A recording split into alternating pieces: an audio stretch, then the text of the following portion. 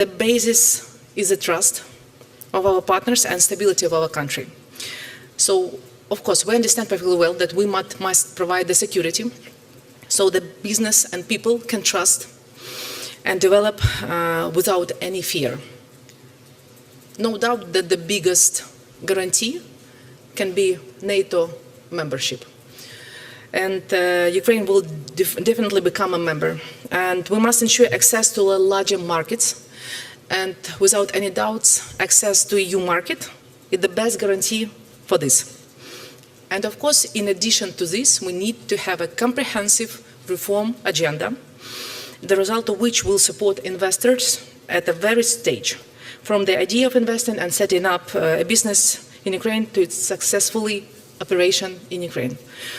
We are in a constant dialogue with investors, and we understand their needs and are already working on them.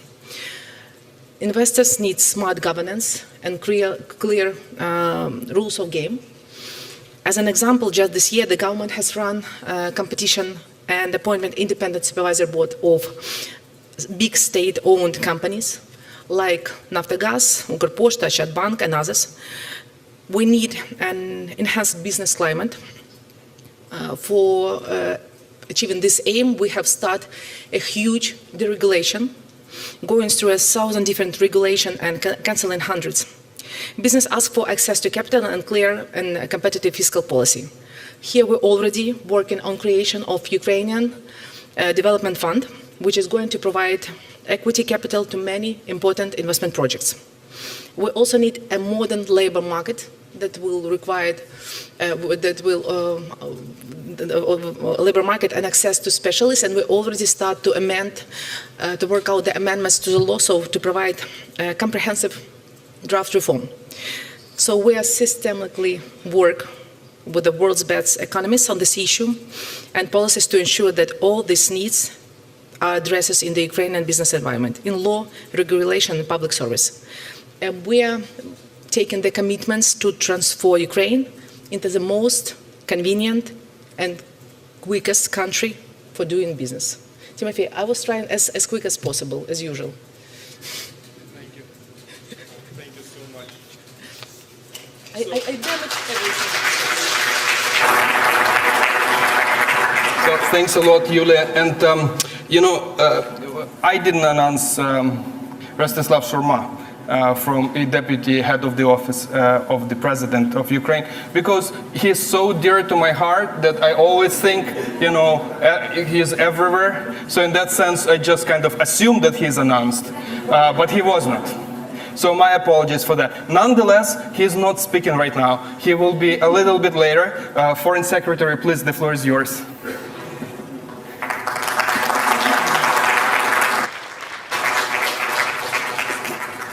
Thank you. This is all about adaptation. This is about flexibility and adaptation. We're demonstrating that today. Look, thank you for coming here.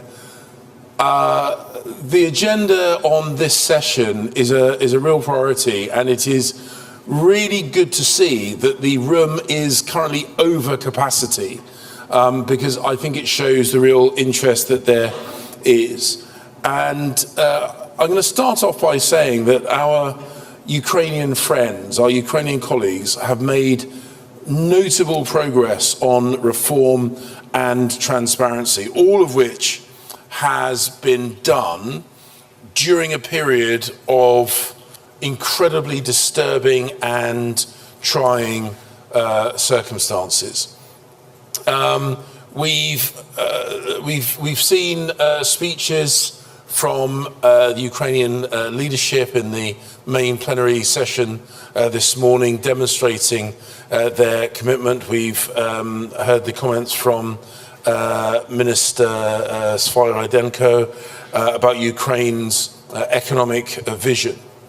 But we should recognize that reform has many purposes, but all of those purposes serve to improve government standards and government effectiveness. Now, the primary aim of reform in Ukraine, in this instance, is to boost investor confidence and bring in the money that Ukraine needs for its reconstruction.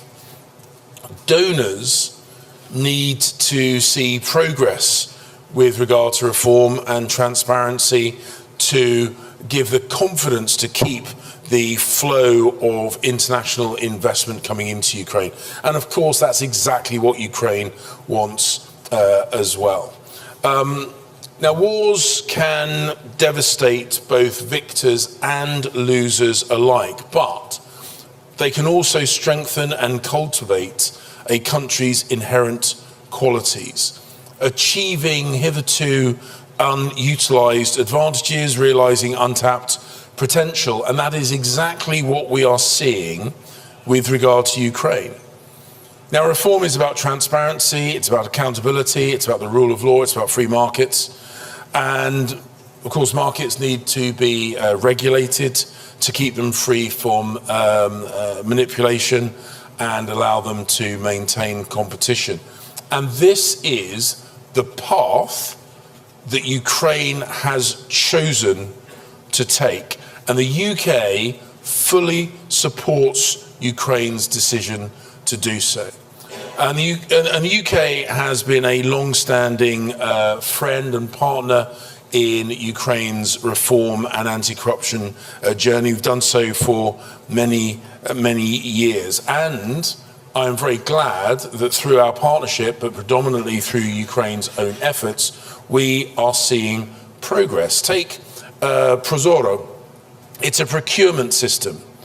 Along with other allies, we, the UK, helped Ukraine roll this out. And it has generated an incredible saving of $255 million in 2021 alone. Even more importantly than that, it means that essential support, including food, has been delivered to war-torn Ukrainian communities quicker and more effectively. And that $255 million can now be reinvested to where Ukraine needs it most. This is the prize. This is the opportunity. I also want to briefly highlight two projects that we're delivering alongside our American friends in USAID. The flagship TAPAS project is building transparency and accountability into public services in Ukraine. We are putting £12 million into the project. The US has just increased its own contribution by over $10 million. The UK and the US have jointly invested $53 million in Ukraine's digital transformation since 2016. And today, Ukraine has the highest ranking in the EU's latest European Open Data Index, despite being in 17th place just 2 years ago. And we should remind ourselves that transformation has happened whilst this country is fighting to defend itself against Russia's illegal and unprovoked full-scale invasion. That's why we are so proud to continue working alongside our international friends in support of Ukraine. And the US and the UK are working together on state-owned enterprise reform as well. We put £3.5 million into a project that reforms, or perhaps moves for the very first time, state-owned assets into private ownership. Supporting projects like this is why I entered politics. And to see it being delivered in a country defending itself again is quite remarkable.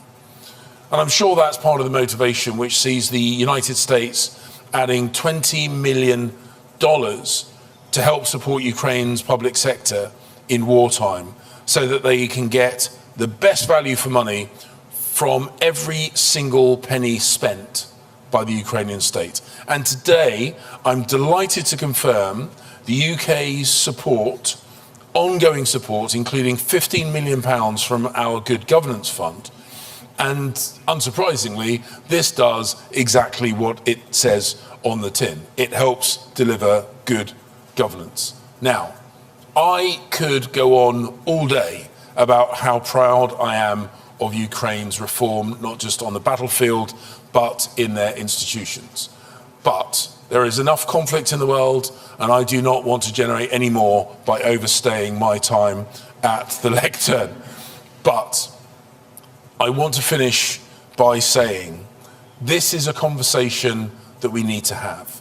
It is not always the easiest conversation to have, but I am genuinely grateful that Ukrainians, the Ukrainian government, the Ukrainian leadership has embraced our friendship in support in this issue, because this will underpin their recovery in the future. Slava Ukraini.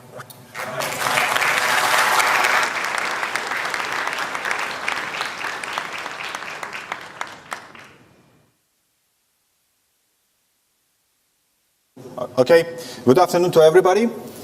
So before going to the specific changes and the reforms that we plan to do, maybe I would like to quickly remind about why we are planning to do that.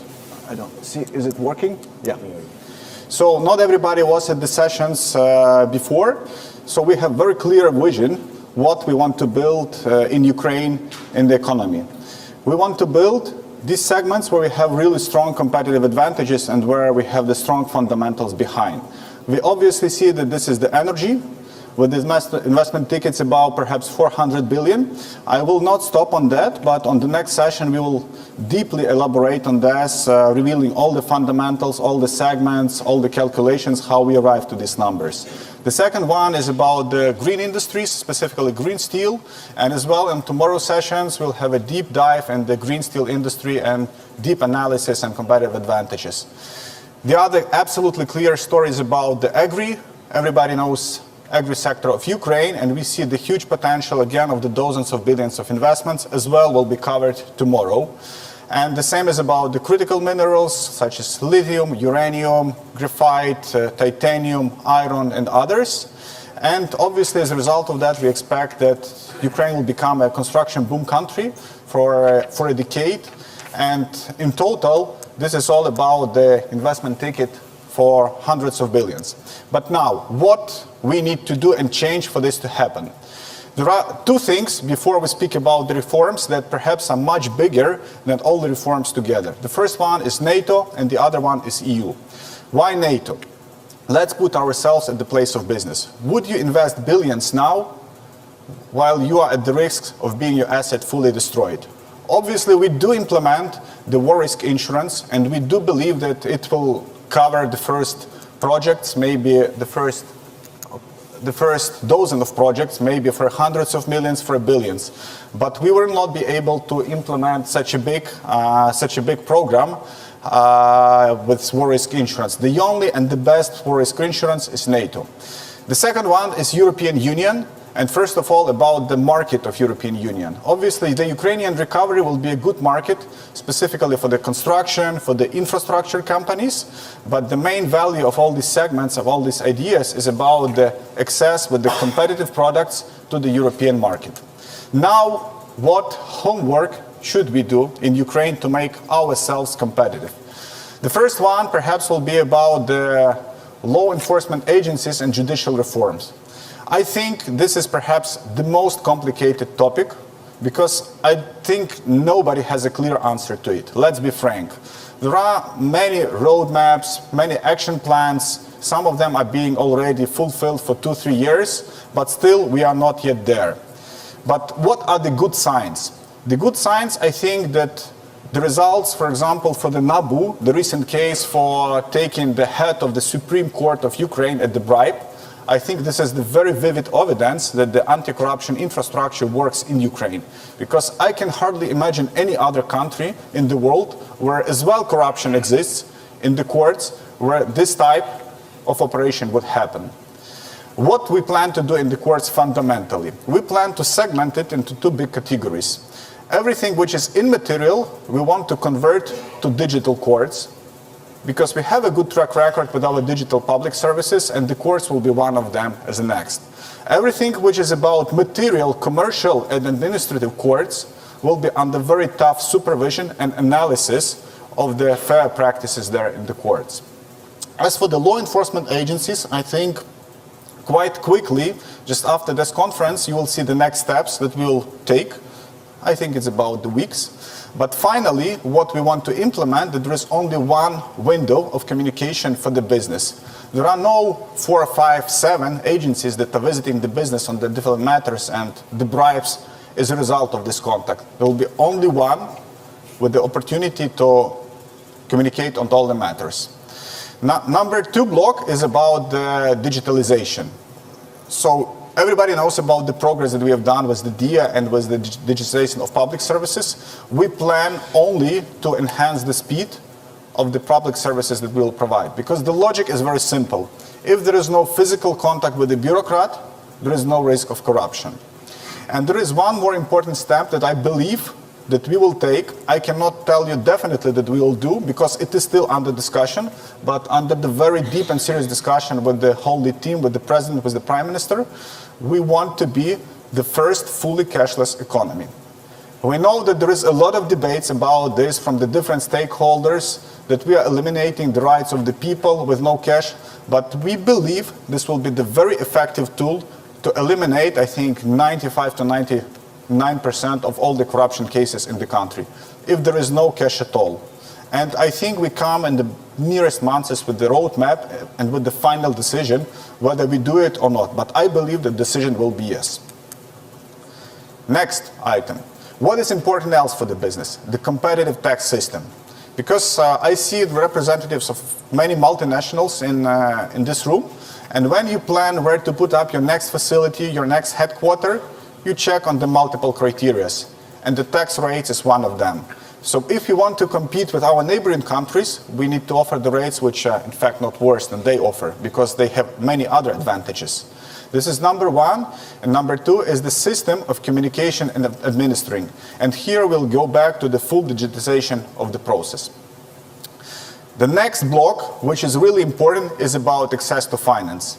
You could hardly find a project in any industry, in any company, which is funded fully from the equity of the owners.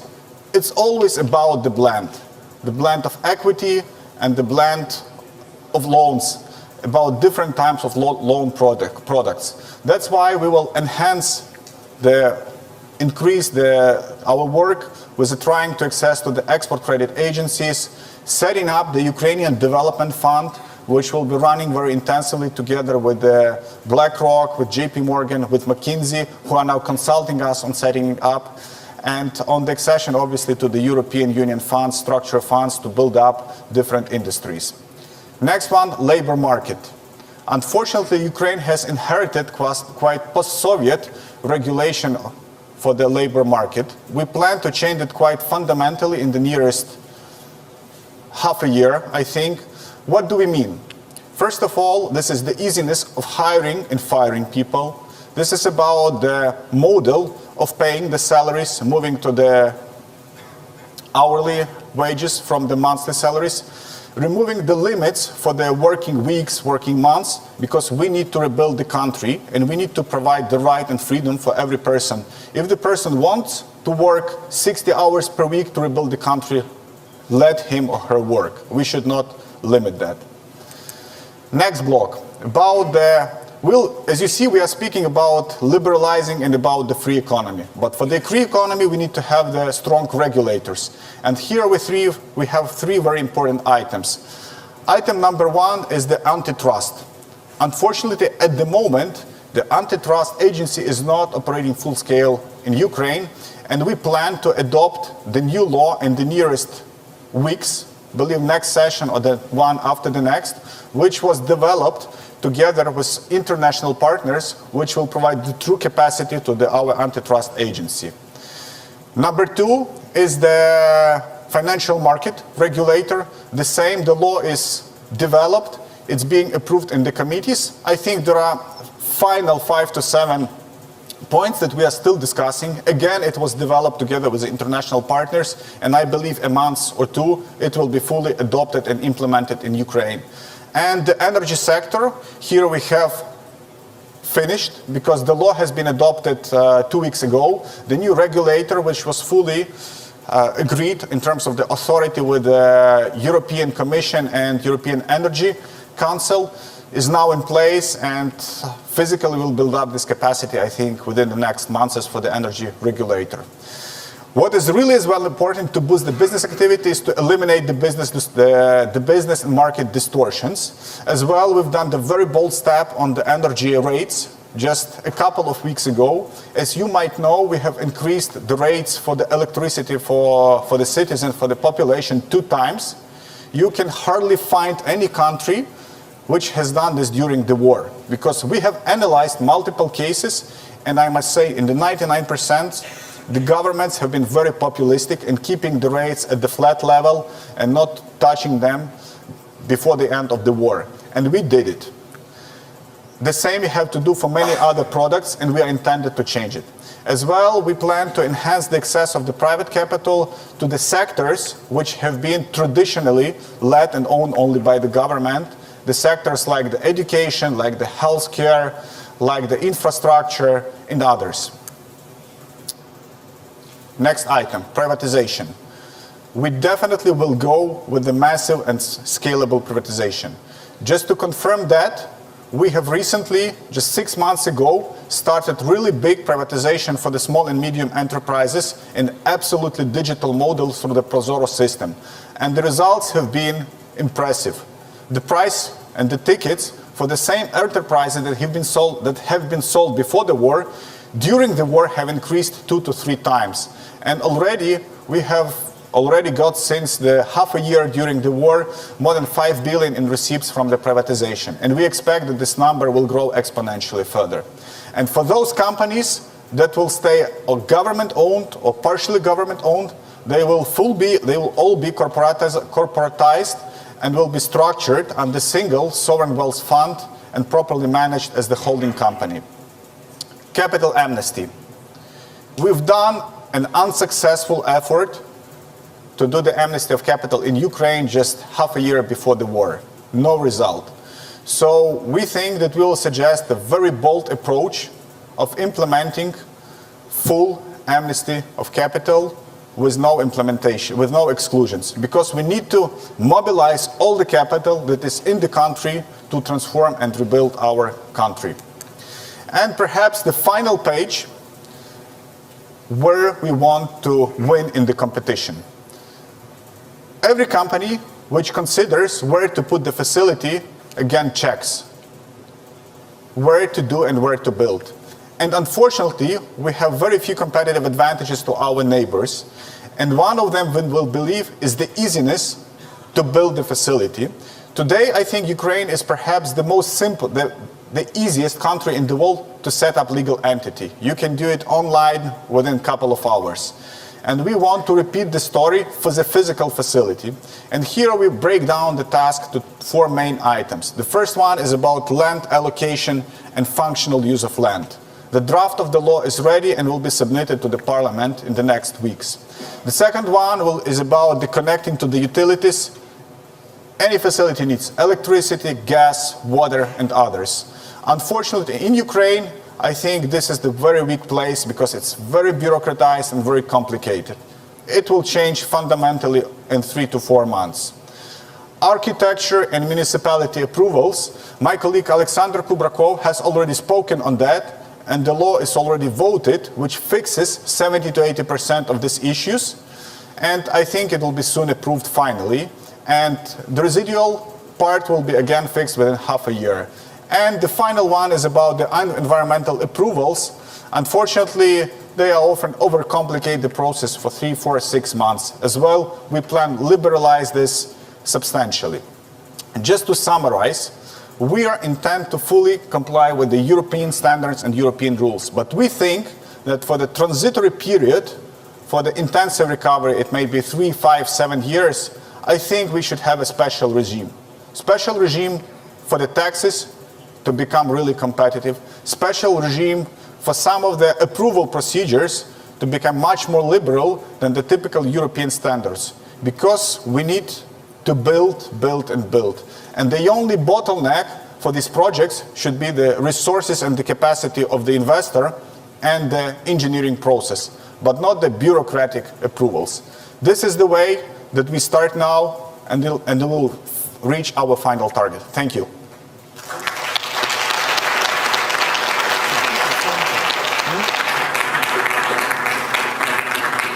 Thank you very much, Rostislav.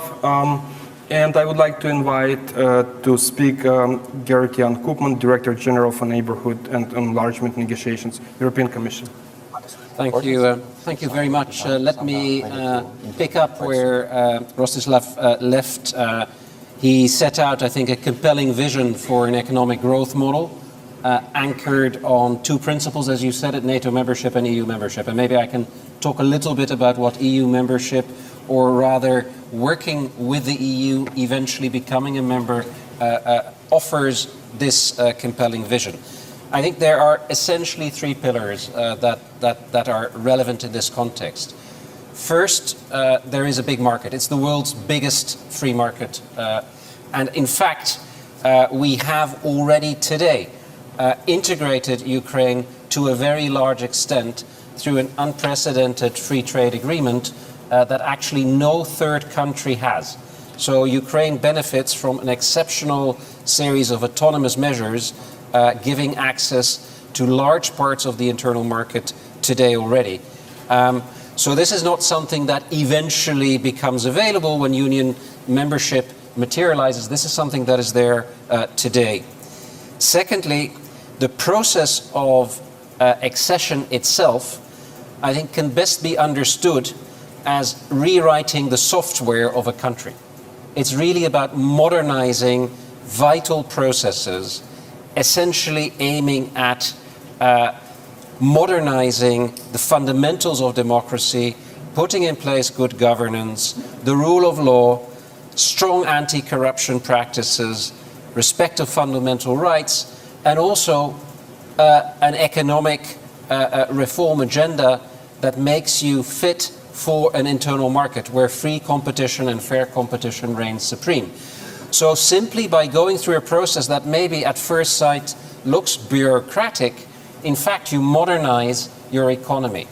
And what you've been talking about in many instances in terms of the reforms you're undertaking are in fact reforms that you need to do anyway to become a member state.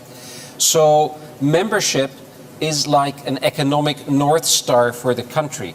And we know that our Ukrainian friends see it this way, but we in the Commission also see it this way. And as you heard our President say this morning, we will work tirelessly with our Ukrainian partners to help them to become a member by introducing the necessary reforms. We know it is a lot of work. And there are no shortcuts. You cannot cut corners. You actually need to do all the hard work. But what we see, and that was the message Mrs. von der Leyen gave this morning, is that you are embracing this very energetically. I cannot, at this juncture, say very much about where the Commission will come out in October.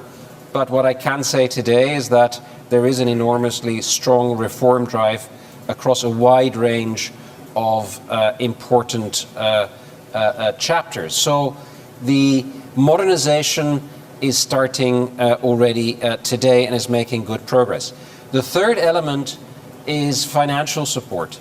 The Union, the EU and its member states have supported Ukraine and Ukrainian refugees, of which there are about 10 million in the EU, to the tune of 70 billion euros since the start of the war.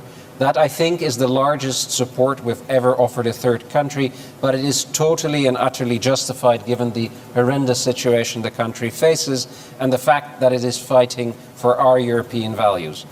Now, going forward, we all know that rebuilding the country will be costly and will require sustained reform going forward. And that is why yesterday the Commission proposed a very significant multi-annual 4-year financial package of 50 billion euros that not only would contribute significantly to funding the state as it reestablishes sound public finances, but also, and that's the crucial message for the private sector here in the room, would create a Ukrainian investment facility that would cover, through guarantees, many of the risks that investors would take as they invest in Ukraine.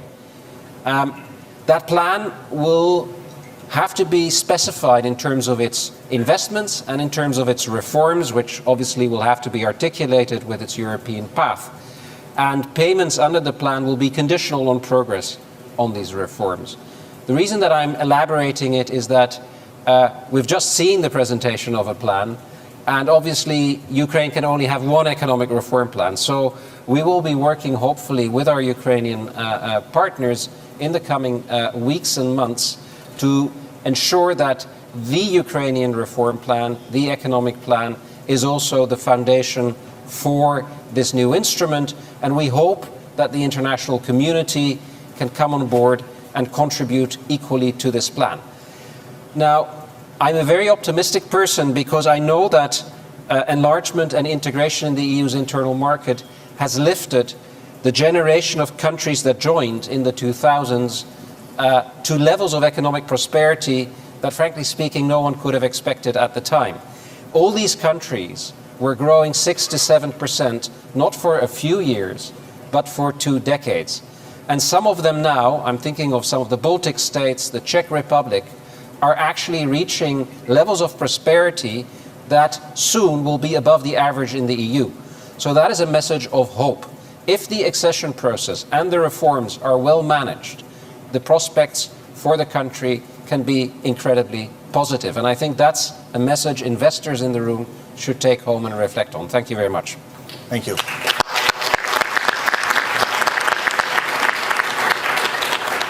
Thank you very much, Director General. I see that Rostislav Shurma is disappearing again, this time from the slides behind us. You're not there again. Well, it wasn't my doing, but we'll try to get him back on, okay? We haven't forgotten. We are short on time, so we have 17 minutes until the hard stop of the panel. And I was supposed to ask 3 questions to each panelist. I just don't have enough time to even ask these questions. And 3 people have not spoken a word yet. So I'm going to pose an open-ended question, but specific enough that you guys all can come in. And the question is, we have just outlined priorities for reforms in Ukraine, for structural and immediate, and also raised certain critical issues, notwithstanding the situation in which Ukraine is. What is missing, or what would you add, or do you believe these priorities? What's your take? What would you add to this? So that would be my general question to all panelists, and you just, volunteer. Maybe Stephanie, we'll start with you. So first, thank you for the opportunity. This is indeed a very important subject matter. And I think as an investor on the panel, I need to speak for the investors. And let me start by saying, and everyone has said this, but we're looking for a consistent, transparent environment to invest for the long term. And governance and rule of law really are the critical pieces to that. And as horrible and horrific as the war is, if there is a silver lining for Ukraine, it's that we now have an opportunity to help Ukraine get this right. So what does that mean? I think very near term, if I were to pick 2 things that I think are fundamentally critical to enticing investment, the first would be recognition of international arbitration and rules against international arbitration as they come back into the country. This will give investors a sense of security that they don't have today working within the Ukrainian system. And the second, and I think it comes back to what we were talking about EU accession and NATO accession, we need to make sure that every single concessional dollar is tied to what President van der Leyen called today the coordinated community. So everything it's going to take to join the EU needs to be tied to that concessional money, and it shouldn't come without that. Then when I look a little bit longer into the medium term, we've talked a lot today about digitization. We heard the Secretary of State Blinken, Mr. Shermer recommended. Many people have been talking about the great work that the Ukrainians have already done. The one thing they haven't said about digitalization is that it actually levels the playing field for the small SMEs and the large companies at the same time. So the more that we can do to expand that digitization to allow all companies to compete equally in the current environment in Ukraine, especially since a great amount of the early economic growth is going to come from the SMEs. That will be critical. Then I also think that in the medium term, and I think you referenced this, Sherma, but one of the things that we really need to consider is a separate commercial court, and with that separate commercial court, one appellate court. And if we can consolidate all of that knowledge in one place, it will be faster and quicker to resolve conflicts and to move companies into bankruptcy. And if we can do that now, I think you will really, again, be signaling to the International Investment Committee that you're really serious about reforms. And then I think the last thing, and it's been touched on today, but maybe not quite as much as I would have liked to see it, is really the role of civil society and the private sector together. So I look back at Afghanistan and I say to myself, why did 2.4 of the $7.8 billion that was given to Afghanistan disappear? Was because there was no civil society watching over the disbursement of that money. Ukraine has a very deep, very rich civil society that we all need to continue to support.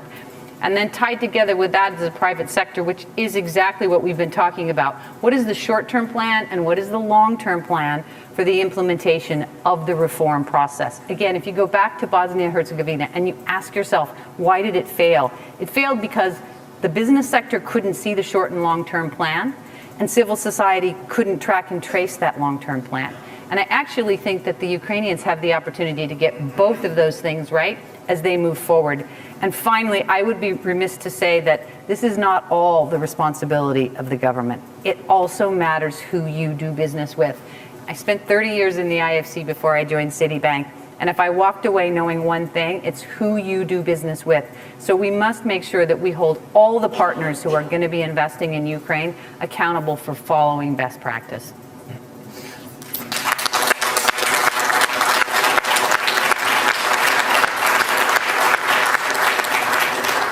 Thank you very much. I'm now going to turn to, this threat, I guess, of all corrupt officials in Ukraine, the director of the National Anti-Corruption Bureau of Ukraine.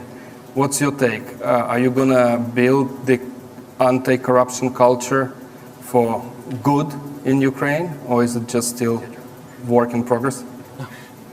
In progress, actually. But we can keep going. Я відповідатиму українською, з вашого дозволу. I'm going to speak Ukrainian, so please use the microphones, not microphones, sorry, your headsets. We talk a lot today about the openness, transparency, and the recovery process. The leaders of different countries talked about during the opening of plenary session. And on one side, it goes here about the deep systemic reforms. З іншого боку, це про сильні антикорупційні органи, про сильну антикорупційну інфраструктуру. Національне антикорупційне бюро України і спеціалізована антикорупційна прокуратура, створені з 2015 року, вже досягли значних результатів у своїй діяльності. І мені дуже приємно чути, що дуже багато присутніх на конференції знають про одне з наших найгучніших затримань. Це затримання керівника колишнього голови Верховного суду України. Про що цей кейс? Він не просто про затримання, про викриття корупційного кейсу. Він про те, що антикорупційна інфраструктура, збудована за допомогою міжнародних партнерів, працює ефективно, здатна досягати результатів, працює на результат і концентрується на виявленні корупційних схем, що тривають. Корупційних схем, що вчиняються прямо зараз, вчиняються найвищими посадовими особами. Вона про те, що немає недоторканих осіб, вона про те, що створюється завдяки такій діяльності передумови для того, щоб в Україну приходили інвестиції, що інвестиції ці захищені, що система, антикорупційна система здатна захистити інвестора, здатна забезпечити прозорість розподілу коштів тих значних фінансів, які будуть надходити в Україну в результаті на відбудови. Але потрібно говорити про те, що потрібно посилювати антикорупційну інфраструктуру, і суттєвою частиною,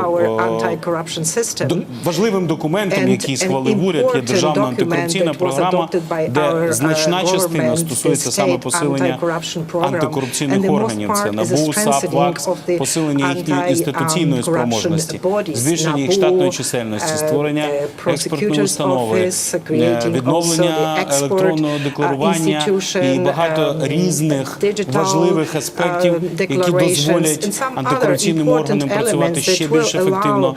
І про що взагалі затримання тих чи інших топ-посадовців? Це не просто про затримання, це про попередження корупційних злочинів, це про зачищення від корупції цілих сфер суспільного життя. І чим сильніше буде антикорупційна інфраструктура, чим сильніше будуть антикорупційні органи, тим кращим буде інвестиційний бізнес-клімат.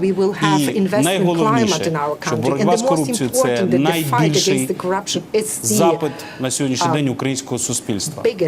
Найбільший запит українського суспільства, який суттєво зріс після повномасштабного вторгнення Російської Федерації. Тому ефективна боротьба з корупцією, забезпечення прозорості – це в першу чергу забезпечення запиту українського народу на справедливість. Дякую. Thank you very much. So now, Victor Nistula, you're the chair of the RISE Coalition of Ukrainian civil society organizations. How do you see the role of the civil society in helping Ukraine become prosperous and fully democratic during and post-war? Yes, thanks. Last but not least, civil society. Thanks for inviting us and giving the space. So Russia tried to destroy Ukrainian critical infrastructure and was somehow successful. But there is one component of Ukrainian critical infrastructure that Russia will never be able to destroy because it doesn't understand it. It's not existing in Russia. It's civil society. Civil society was always a foundation of Ukrainian development and in many cases was a great partner of Ukrainian government. I'm glad that Mr. Cleverly mentioned Prozoro. Prozoro is an exceptional example of how cooperation between civil society, government, business, and international partners brings results. So it's a world-class procurement system that also inspired UK. And I'm happy that UK, during the development of its own procurement bill, referred to Prozoro multiple times, and it was mentioned in parliamentarian hearings here as well. So going forward, we, Ukrainian civil society organizations, after the war beginning, we decided to unite to support the government of Ukraine with the future reconstruction efforts. And for us, RISE is not just a rise of Ukraine. It's foundation, reconstruction integrity, sustainability, and efficiency. Integrity is not possible without transparency and accountability. And Ukraine, before the war, was the most transparent government in the world, official rating. Obviously, war has its own impact. And right now, we do have some limited access to information and open data. And to introduce transparency back, we just have to do whatever we did before the war began. Moreover, we are now working with DREAM, Digital Registration Ecosystem for Accountable Management, and once again, thanks UK for your generous support to make DREAM come true. So DREAM will not only introduce maximum level of transparency for the reconstruction, but also will make reconstruction of Ukraine accountable to the whole world.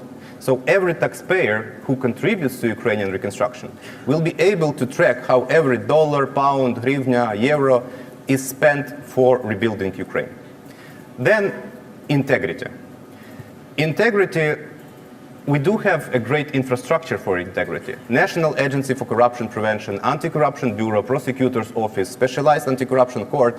Again, we just have to continue doing what we've been doing. We have to strengthen these institutions, we have to protect these institutions, and we have to give you, do the job, using all the transparency and other tools that Ukraine is proud to have. Sustainability. Sustainability is about building back better. And it's pretty complicated, to build back better. What is EU Green Deal and how to implement it? Does anyone know? I'm sure not. It's too complicated. To build back better, we need knowledge, we need technology, and we need your support to understand how to implement it in practice. So please help us with these reforms, and business, please bring your technology to Ukraine, not just use Ukraine to rebuild. And lastly, efficiency. Efficiency is about capability and capacity. We do have some challenges with Ukraine civil service reform. That's something that we have to protect, that's something that we have to strengthen, and it's all about Ukrainians who will build Ukraine. So we have to have strong bureaucracy with professionals in Ukrainian government. But not only in the central government. Decentralization is core. We have to ensure that communities are capable and have all the capacity and support. So RISE, transparency, accountability, integrity, sustainability, and efficiency, these are foundations for successful economic development. Thanks. Thank you very much. Thank you. So our job today is impossible because we have to fit concluding remarks and two or three floor interventions in the next 2 minutes. Do we have energy for the floor intervention? Okay. Okay, good. So that gives us 2 minutes for the concluding remarks. We'll start with Deputy Prime Minister. That's what it says. I have to go with you first. Okay. I'm not sure that it works. You have a mic here. Yes, I think I have yeah, that's the mic. That's okay. That's the mic. Mm-hmm.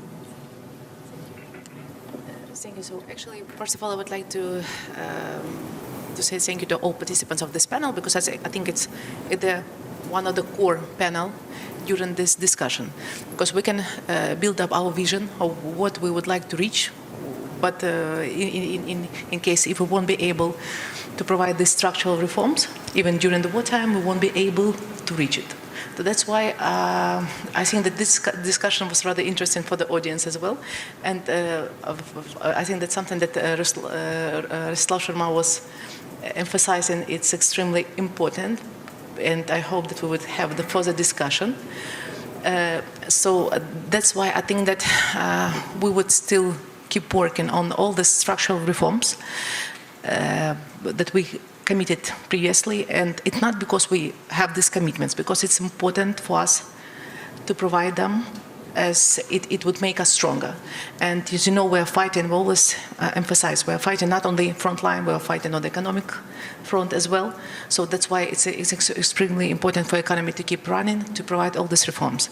So that's why I would just to say my best wishes to all the participants, and I hope that this conference would be different from all conference on recovery, as we might see the implementation of these things that we're talking about. I think it's something important we should be focused on. And during the next conference, we would see, is there any progress on something that we are discussing here? Okay, Timothy. Thank you. Thank you so much. And Foreign Secretary, please. Thank you. I don't know if my Thai microphone is working. Yes, good. Well, look, I would, as one of the co-hosts with our good Ukrainian friends, as one of the co-hosts, I'm incredibly proud that we have this session on the agenda, that it's so well attended, and also the engagement from every element of Ukrainian society is represented here on the panel. And one of the things that I think was particularly notable, one of the things that I found very reassuring, was the Ukrainian government plan for reform. And one of the things that has struck me, and I've said this publicly a number of times, over the last 15, 16 months, we've seen the Ukrainian armed forces evolve and improve and modernize and reform in the midst of an intense conflict of self-defense. And for me, that's a proof point that when the Ukrainian people, the Ukrainian leadership, set their mind to a challenge, their ability to deliver against that is incredibly impressive. And we have now seen a very well thought through plan of reform.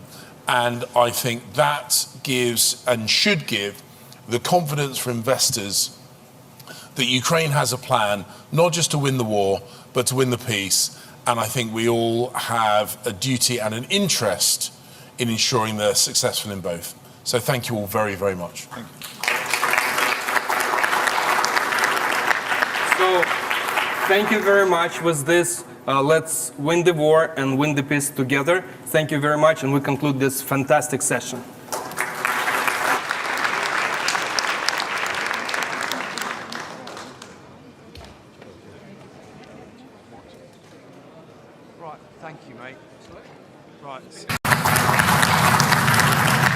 So, thank you very much. With this, let's win the war and win the peace together. Thank you very much, and we conclude this fantastic session.